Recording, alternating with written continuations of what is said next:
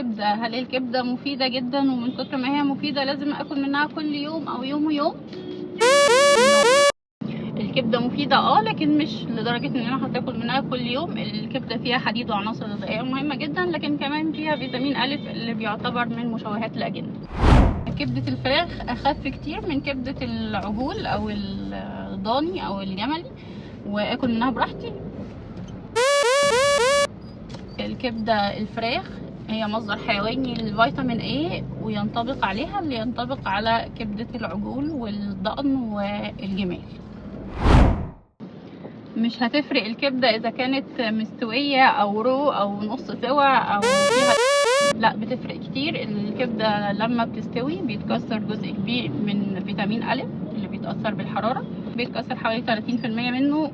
يعني لو هتاكلي نفس قطعة الكبدة نص سوا هتبقى فيها 1.3 ضعف نفس القطعة اللي مستوية كويس. الكبدة المستوردة أقل ضررا، أو لأنها مجمدة فما فيهاش الحاجات اللي تخوف على الكبدة سواء كانت مجمدة أو فريش، فيها نفس الكمية من فيتامين A، ما بيتأثرش بالتجميد. الكبدة فيها نسبة عالية من الحديد، فأنا عندي أنيميا في الحمل فلازم أكل كبدة كتير. تقدري تاكلي كبدة عادي في حملك كوجبة كل كام يوم أو كل أسبوع، لكن ما ينفعش تبقى هي العلاج اللي تعتمديه لعلاج أنيميا الحمل. في مصادر تانية كتير أكثر أمان. المصادر اللي اتكلمت في الموضوع ده قالوا إنه من 50 ل 75 جرام أسبوعيا هي كمية معتدلة. قد إيه 50 ل 75 جرام دول؟ قد مثلا سندوتش كبدة كبير.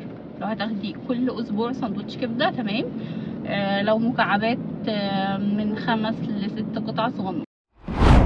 طيب والجزر وباقي الخضروات والحاجات اللي احنا عارفين ان فيها فيتامين أ بكمية كبيرة، هي كمان ممنوعة وينطبق عليها نفس اللي ينطبق على فيتامين A اللي من مصدر حيواني، هو اللي بينطبق عليه موضوع تسبب في تشوهات الأجنة. الخلاصة في الموضوع ان الاعتدال هو الحل، سواء في اي حاجة تخص الحمل. وياريت لو نعمل تشيك مع الدكتور قبل مش بعد، قبل مش بعد. سامعيني يا